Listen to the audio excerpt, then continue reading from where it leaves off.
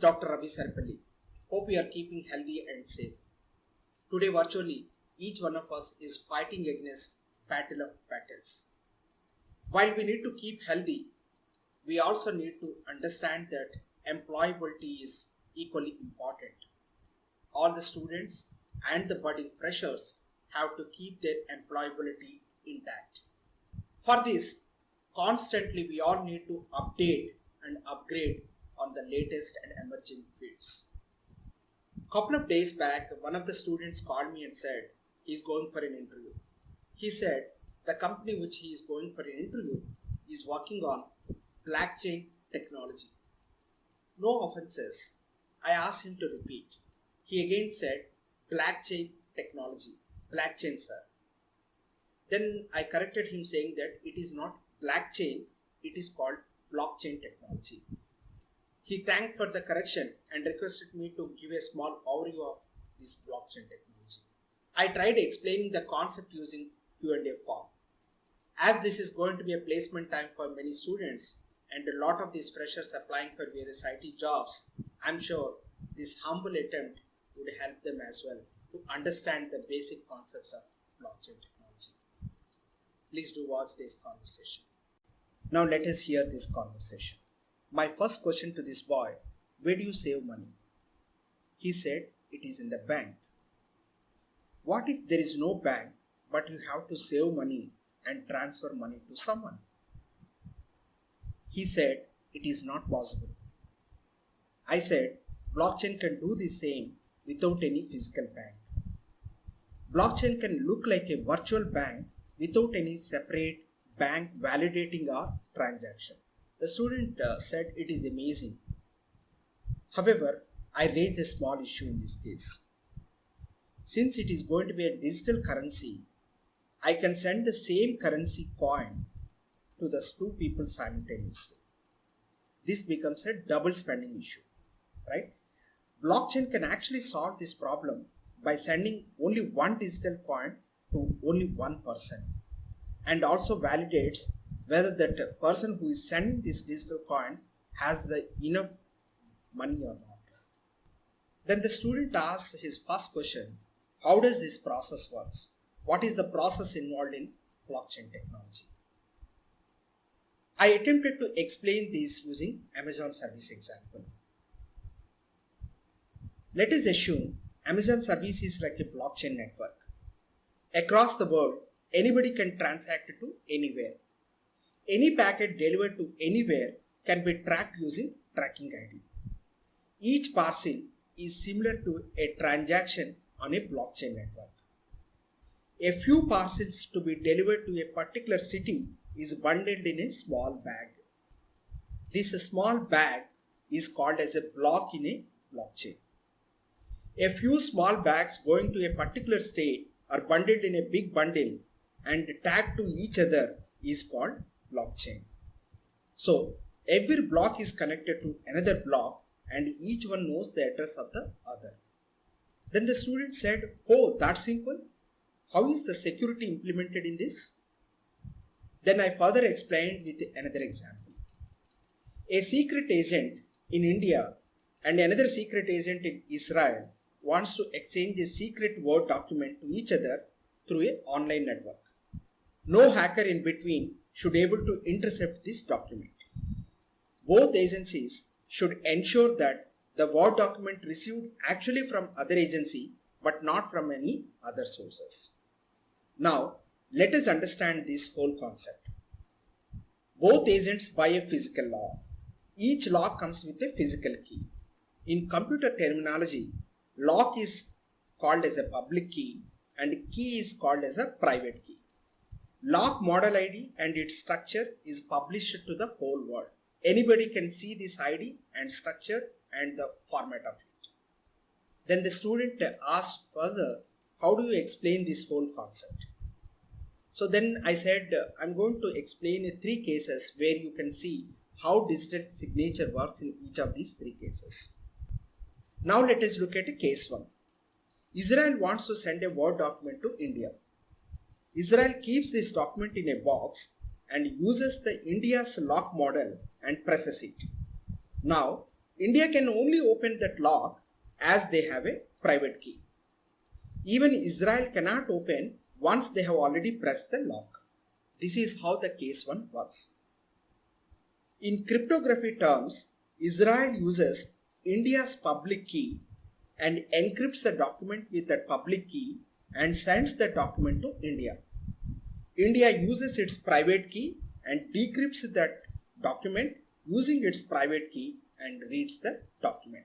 This is how the first case works. This is how the digital signature works. Now let us look at the case 2. Slightly it is different than the first case. In the case 2, India wants to send a document to Israel, but Israel wants to ensure that it is indeed came from India but not from any other country. So how this whole process works in this particular context? India uses its private key to create a ciphertext of a document. Then India sends that ciphertext to Israel through a network. Israel uses India's public key, which is already published, to decrypt that document. Because only India's public key can decrypt the document, Israel can assume that the document was actually encrypted by India's private key. This is how they can ensure that the document has actually come from India, which is being encrypted by India, so that it is actually decrypted using the public key of India. Even in these two cases, if someone loses a private key, the security concept is completely destroyed. Hence, we all need extra protection. Now let us look at the extra protection using a case 3 example. So in the case 3, we need to prove the ownership of a digital asset through a digital signing process. This particular concept, the case 3, is predominantly used in blockchain technology. So what we are trying to establish, we are trying to prove the ownership of a digital asset through a digital signing process. Now let us look at how this whole process works. India wants to send a Word document, which is a legally binding document, through an email to Israel. Israel wants to be sure that the copy of the document it receives from India is actually from India and has not been tampered in the en route. During the process, no hacker has actually tampered this document. That is what they want to ensure. So as a step 1, India first creates a SHA-256 hash of a document and records that value as a hash of the Word document. It is a small algorithm, is a hashing algorithm. When you feed any document to this hashing algorithm, it gives a unique, a fixed size alphabetic numerical characters, so that becomes a hash value of that particular document. Hashing is like giving a nickname to the content of the text. If you change the text a little bit, the nickname changes so as the hash value. Hence, hashing is the first layer protection of this whole process. Next, India uses its private key to encrypt that hashed document so that it results into encrypted hashed Word document. See the kind of 2 layers it got added. Then India sends both the original document, a free flow original document, and this encrypted hash Word document, which is actually India's digital signature. So now what happens on the other side? Israel recomputes the hashed Word value from the copy of the Word document which India has sent to them. So they got the original Word document. Using that same SHA algorithm, they would hash it and they get a unique value of the hash value of the text. Now, to ensure that what India has done, what they would do, Israel decrypts the encrypted hash word, which the digital signature which we sent along with the Word document, right? So that they would decrypt using India's public key and see the hash word value, the unique nickname value which India sent. So Israel has also created a hash value to the original Word document, and India has already sent a hash value. So they would match both of them. If both of them are matching, that means that the document is actually sent by India and it is not tampered in and wrote. So nobody has changed the text in and wrote. This is how they will ensure that the digital asset is completely digitally signed. So now my student asks a very important third question. What is this whole mining concept in the entire blockchain? Every transaction is published on every computer on the network in the blockchain process. One of the most powerful machines on the network does some kind of processing, validates the credentials of the sender, and also validates the account details if it is related to money transaction related blockchain technology, and it hashes that transaction and adds them to a certain block and publishes to entire rest of all the machines. This is the miner's job. Miner is nothing but a small program in a particular computer connected in the entire network. Here the time is very, very critical. While a particular machine is trying to add a block, right, which has some transaction inside, at the same time another computer might also create a similar block using the same transaction and tries to publish it. Now there would be a conflict of interest between these two computers. Now to avoid this issue, computer does an additional process called proof of work. Every block gets additional nickname called nonce. So what is this nonce is all about? It is like adding a couple of zeros or ones to the hash value of the block. Now what this computer has to do? Computer has to build a hash in such a way that it matches to the hash with a pre-added ones or zeros, so that it takes some time to really do this kind of hashing process. So as this process and matching process takes some time, in the process a powerful machine get it done quickly and adds that block to the chain.